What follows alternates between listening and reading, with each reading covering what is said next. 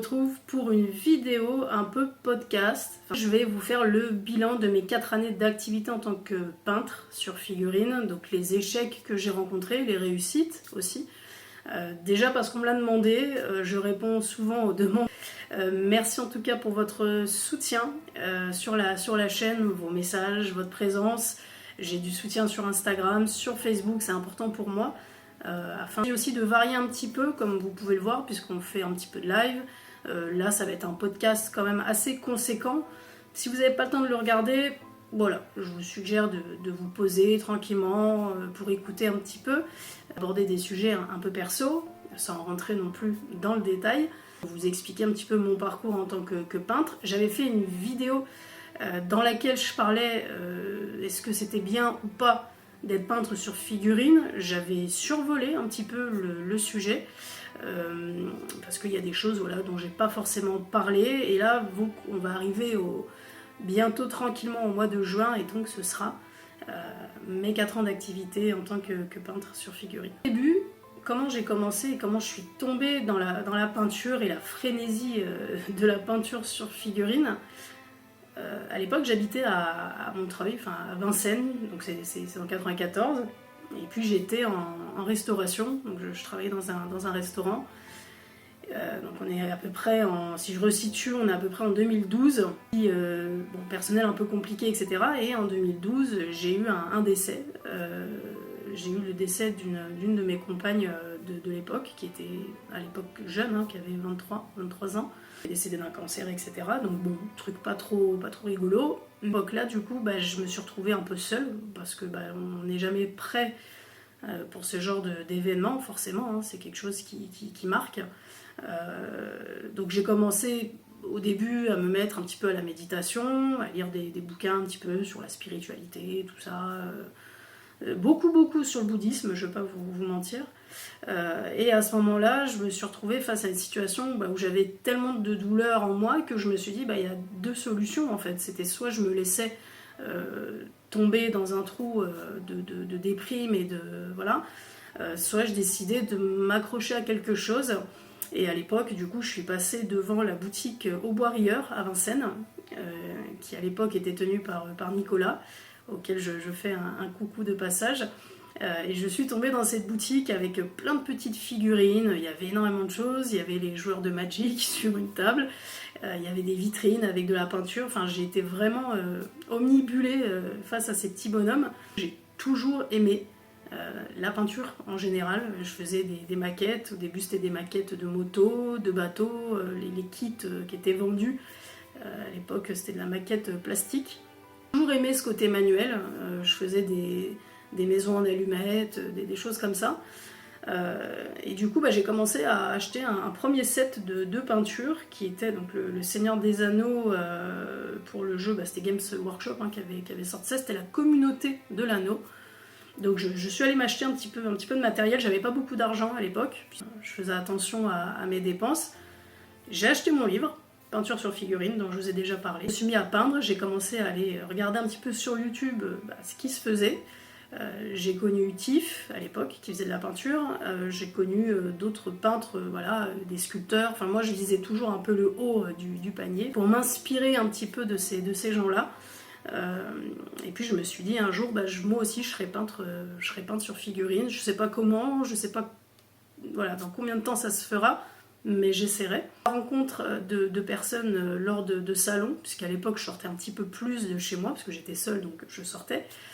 Et puis j'ai rencontré des personnes formidables qui m'avertissaient sur le fait que peindre des figurines c'était bien, c'était plus compliqué. Donc il fallait s'accrocher. J'ai rien lâché, très honnêtement j'ai rien lâché, je me suis vraiment donné corps et âme à la peinture. Donc je peignais à l'époque, je crois que je commençais à 9h, parce que j'étais au chômage, donc en parallèle de mes recherches d'emploi, j'avais un peu de temps, de 9h à 23h, minuit, quelque chose comme ça. J'ai acheté tout et son contraire, j'ai acheté de la pâte à sculpter, des sous-couches, enfin bon voilà, je tâtillonnais un petit peu dans le milieu, et puis après j'ai pris des petites commandes à gauche et à droite. Donc là je vous fais une accélération temporelle, on est en 2017-2018, donc je déménage de Paris, puisque j'habitais donc sur la région parisienne, Je déménage donc dans le Nord-Pas-de-Calais, une très très belle région, avec des gens formidables, qui sont très très accueillants, qui ont vraiment le cœur sous la main. Je sais qu'on dit énormément de choses sur les ch'tis, sur les gens du Nord. Voilà, moi c'est des gens que j'apprécie beaucoup, même s'il y avait quand même une grande différence de culture entre Paris et le Nord, notre petit village de là où je suis actuellement. Alors à l'époque, j'avais pas de figurines, j'avais tout laissé à Paris, donc je suis retournée dans une boutique. À l'époque, c'était Secteur 42, qui était sur Lens, pour ceux qui connaissent un petit peu. Je leur fais également un big up. Secteur 42 est devenu Epic Loot, donc qui est une boutique maintenant de manga, de personnages de figurines, etc. Et je suis allée me présenter à eux, voilà, en disant j'aimerais bien être peintre. Puis bon, à l'époque, j'étais pas déclarée, donc c'était pas possible. J'ai recherché encore du travail, je passe un peu ma vie à Pôle emploi pour trouver du boulot, c'était compliqué. C'était compliqué et je suis tombée donc dans un centre d'appel que je citerai pas parce que c'est pas le but. Je suis restée 4 ans en tant que conseillère clientèle chez eux, pour le client de Air France à l'époque. Métier très compliqué, vraiment, hein, c'est pour ça que quand les gens vous démarchent au téléphone, alors je sais qu'ils sont un peu lourds pour la plupart, voilà, il faut quand même se dire que derrière, voilà, il y a de la pression, il y a le timing de l'appel, etc. Bref, il faut être un petit peu sympathique, du moins, avec ces personnes-là. Clairement, alors ça m'a beaucoup plu parce que j'y suis restée quand même 4 ans. Et puis j'avais toujours cette idée-là de monter une société de peinture, de prestation de peinture. Mon niveau avait un petit peu évolué. Voilà, encore une fois, voilà, toute prétention gardée, je fais pas de Golden Demon et je ne fais pas du tout de la figurine de box art. J'aspire à ça, avec le temps, j'aspire à proposer ce type de figurine. Donc je suis allée à la chambre des métiers, etc. Donc le parcours, je crois que je vous l'avais un petit peu raconté brièvement. Chambre des métiers, donc il y a eu le Covid, 2020, hop, on refait une accélération. Il y a eu le Covid, je propose donc à la chambre des métiers qui m'a suivie, qui a été, mais alors génial, pour ça j'ai été super soutenue, j'ai eu des super bons conseils, voilà, très clairement sur ce métier, alors qui n'était pas connu. Parce que quand vous allez à la chambre des métiers et qu'on vous dit alors qu'est-ce que vous voulez ouvrir comme société et qu'on vous dit je suis peintre sur figurine, bon, ça parle pas trop au début. Voilà, j'ouvre ma société et puis je commence à prendre des petites commandes de peinture à gauche, à droite. Donc il y a la frénésie de se dire ça y est, je commence, je crée le logo Les Pinceaux de Gaïa, qui a aussi une consonance très personnelle. Voilà, alors je sais que Gaïa c'est la terre, etc. On peut, si vous voulez me voir en tant que déesse de la terre, vous pouvez, mais bon, c'est pas trop le cas. Et puis du coup, voilà, je prends des commandes à gauche et à droite, et puis je garde mon pôle emploi pendant un tout petit temps. Je garde mon pôle emploi et petit à petit, je rentre vraiment dans le game, si on peut dire ça comme ça. Je commence vraiment à me dire. C'est vraiment un boulot en fait, de prendre des commandes, de répondre à des mails, à des devis, etc. Et très honnêtement, on va dire les 2 premières années, ça a été les plus compliquées, parce que voilà, personne ne me connaît et que aller chercher des clients, c'est un peu compliqué. Et puis il faut les garder aussi. Il y a des gens avec qui vous travaillez depuis des années. Il y a des gens qui vont venir vous voir une fois de temps en temps et puis qui passeront à autre chose. Et puis après, au bout de 2 années, je me suis dit voilà, donc Pôle emploi saute. Plus de Pôle emploi, qu'est-ce que je fais? Je continue, j'arrête. J'étais pas seule à décider parce que je suis mariée. Donc après, le facteur qui a été vraiment décisionnaire, c'est les revenus. Est-ce que je générais suffisamment de revenus pour pouvoir vraiment en vivre sereinement, avoir un planning normal? Alors au début, vous n'avez pas de planning normal, ça c'est certain. On en a parlé en live, pour ceux qui étaient là hier. Les heures, les horaires, je pense qu'on est sur du 15-16 heures par jour. Alors c'est beaucoup, mais après c'est un choix. Je voulais pas travailler dans un bureau à 9-17 heures, ça ne m'intéressait pas. Donc voilà, j'ai fait le choix de pousser mes horaires au maximum. Là, on réaccélère encore un peu le temps, donc on arrive là bientôt à mes 4 ans, et c'est là où je vais vous parler du coup de mes réussites et de mes échecs.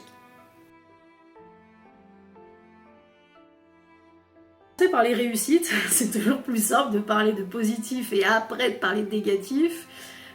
En positif, c'est déjà les gens que j'ai rencontrés. Il y a beaucoup de clients qui viennent sur place à l'atelier, avec qui j'ai l'occasion d'échanger. Il y en a qui viennent avec leurs enfants aussi, je trouve ça très sympa. Des petits garçons comme ça qui regardent les figurines avec des yeux plein d'étoiles. C'est magique pour eux parce qu'ils voient plein de couleurs, plein de trucs.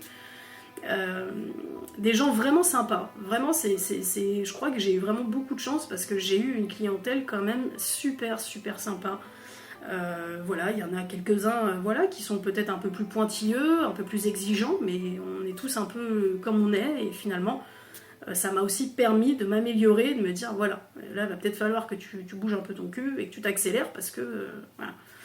Des gens formidables. J'ai eu également la charte qualité de la Chambre des métiers que vous voyez derrière moi, donc il y avait eu 2021-2022 et ça a été renouvelé pour 2023-2024. Charte qu'on ne vous donne pas gratuitement comme ça. Hein.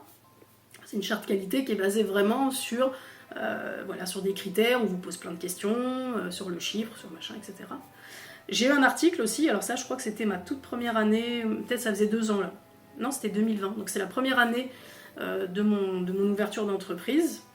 C'est La Voix du Nord, qui est un journal local, je les remercie d'ailleurs encore, qui avait fait du coup un article sur mon métier, comment ça se passait, etc.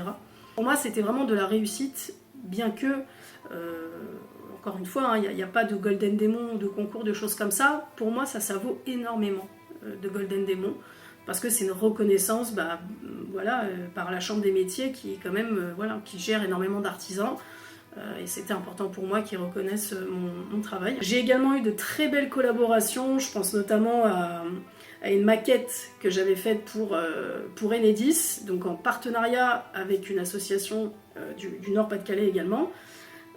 Une maquette qui m'a demandé énormément de temps, d'investissement, mais c'était pour un projet qui m'a vraiment intéressée et qui m'a revalu du coup un article, je crois que c'était Les Côtes de l'Artois, si je dis pas de bêtises, ou peut-être encore La Voix du Nord, je l'ai pas affiché parce que j'ai juste oublié, je l'ai partagé sur Instagram. Là, pour moi en tout cas, c'était les réussites de ces années-là, et après il y a eu les échecs. Alors les échecs, je vais dire que c'est plutôt des échecs personnels, je sais pas comment vous expliquer, mais par exemple, moi je sais que j'avais un gros problème d'organisation, ceux qui travaillent avec moi le savent, et bon maintenant on en rigole un petit peu là-dessus, parce que je suis quelqu'un qui est tellement dans le perfectionnisme et qui essaye toujours d'aller tellement au bout des choses, qu'à un moment donné ça se paie, ce temps-là en fait, il faut savoir trancher entre proposer de la figurine qualitative, mais en même temps ne pas y passer 10 ans. Ils veulent jouer rapidement et ils n'ont pas forcément le temps d'attendre après vous pendant des années et des mois, et voilà. Donc ça c'est un échec pour moi, parce que je pensais avoir une organisation du tonnerre de Zeus avec une fiche. Alors je faisais comme on fait en entreprise, un planning, pause déj, pause goûter, pas à m'y tenir. La seule méthode qui avait fonctionné, c'était la méthode Pomodoro, dont je vous avais parlé et que je continue encore aujourd'hui d'utiliser, qui m'aide énormément sur mes organisations de peinture. Après, on va pas parler vraiment d'échec en soi. Je veux dire, j'ai rien perdu, c'est juste que là, j'ai eu un passage quand même assez compliqué financièrement. J'en sors tout doucement, très honnêtement. Et ça a été dû à peut-être une mauvaise valorisation de mon travail au niveau du taux horaire et des prix de prestation. On m'avait demandé en live comment on arrivait justement à définir ce temps que vous allez passer à peindre pour des personnes qui vont vous payer, quel est le juste milieu, comment savoir si notre travail vaut ça, vaut cet argent-là. Quand on me proposait à l'époque de peindre pour 2 €, alors encore une fois, il n'y a peut-être pas le budget, la personne n'a peut-être pas forcément le budget, ou alors elle l'a et elle n'a pas forcément envie de vous donner 20 balles pour faire peindre un Space Marine, ce que je peux comprendre. Mais 2 € c'est quand même limite de chez limite. Hein. Je crois que c'est le prix peut-être d'une boisson à Carrefour, si on parle comme ça. Et donc ce gouffre entre guillemets financier, il a été compliqué parce qu'il y a un moment où on ne peut plus racheter de peinture, on ne peut plus envoyer de colis, on ne peut plus... ça c'est un énorme échec. Pour moi, dès lors où vous avez une entreprise où vous n'arrivez plus à payer un colis, c'est que ça devient très compliqué. En fait, pour les envois de colis par exemple, moi je fais toujours 50-50, c'est-à-dire que le client va payer l'aller, moi j'ai payé le retour, voilà. Bon. Encore une fois, je suis pas une bonne commerciale, moi. C'est-à-dire que j'arrive à parler avec les gens, à comprendre leurs besoins. Mais alors, pour parler de chiffre d'affaires, c'est tellement pas un truc que je fais pour m'enrichir que dès qu'on parle d'argent, je suis perdue. Je suis paumée, quoi. J'arrive pas à... Je sais pas. C'est pas un échec, mais je pense qu'il y a vraiment un axe d'amélioration à faire là-dessus. Par rapport au temps personnel aussi, pendant ces 4 ans-là, j'ai vraiment pas eu beaucoup de temps pour moi, notamment pour éventuellement des vacances. Encore une fois, les seules vacances que j'ai prises, c'était au mois d'avril de l'année dernière. J'ai pris 1 semaine dans toute mon année, ce qui est vraiment pas beaucoup. Et je sais qu'il y a des erreurs de gestion, on peut peut-être se demander mais comment ça se fait, elle doit peut-être mal gérer son temps, ou ouais, c'est peut-être... Je sais que j'ai fait des erreurs de gestion, maintenant les erreurs vont faire avancer et elles vont me permettre aussi de me dire, voilà, t'as fait ça, évite de le recommencer, fais plutôt comme ça, afin de pouvoir tout simplement perdurer. Donc il y a quelques temps sur Facebook, d'ailleurs je l'ai enlevé ce commentaire parce que ça faisait vraiment, ça faisait tristoun un peu, réalité, où j'expliquais qu'en fait, là à l'heure de maintenant, à l'heure où je vous parle, donc nous sommes le 25 mars, j'hésite à passer vraiment en temps partiel sur la peinture ou de vraiment rester à temps plein. Alors, ça dépend pas de moi, ça dépend de moi dans le sens où si je veux continuer à perdurer dans le métier encore des années, chose qui serait mon rêve absolu, ou alors tout simplement les finances ne sont pas au rendez-vous et à ce moment-là je vais avoir l'obligation de trouver un boulot à côté, donc de passer, de faire 50-50. Assez dur, parce que très concrètement, quand vous cumulez 2 boulots, c'est compliqué dans n'importe quelle branche. Maintenant, je pense que j'ai une clientèle solide. Alors ça, c'est l'avantage aussi, c'est que les clients maintenant qui viennent me solliciter, c'est des gens avec qui j'ai travaillé sur d'autres projets, qui continuent à me redonner du taf. Donc sur ça, il n'y a pas eu trop de problèmes. Vie sociale, pareil, vie sociale, comme vous le savez, je l'ai déjà exprimé sur plusieurs vidéos, je suis pas quelqu'un qui traîne trop dans les salons, dans les concours. C'est pas mon milieu, c'est pas un truc qui me plaît d'aller me mesurer comme ça. Je sais pas, peut-être une question d'ego, mais je pense que c'est surtout une question de réalité et de se dire que pour l'instant, j'ai pas le level, quoi. J'ai pas le level à proposer de la pièce de collection. Et puis chacun son taf, quoi. J'ai envie de vous dire, il y en a qui font que de l'armée, il y en a qui font de la collection. Moi, je fais de la figurine de jeu. Je fais de la figurine de jeu de plateau. Maintenant, je fais plein d'autres choses. Je peins de l'impression 3D. Je fais énormément de trucs. Le bilan en 4 ans, je dirais que l'amour du métier ne m'a pas quitté. C'est ça que je voulais vous exprimer.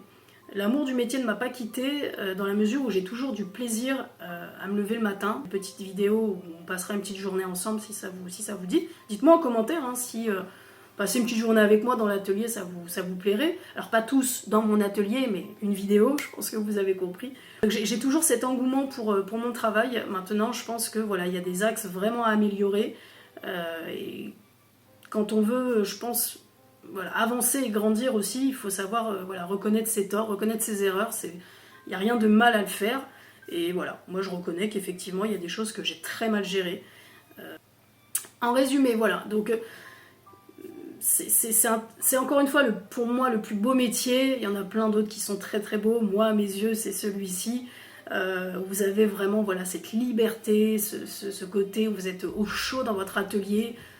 Quand il fait froid, vous allumez le chauffage. Quand il fait chaud, vous ouvrez la fenêtre. Il y en a qui sont toute la journée dans des bureaux, des fois qui ne sont pas ventilés, ou qui sont même dans des lieux de travail qui sont peut-être un peu moins évidents. Donc j'ai quand même cette chance-là.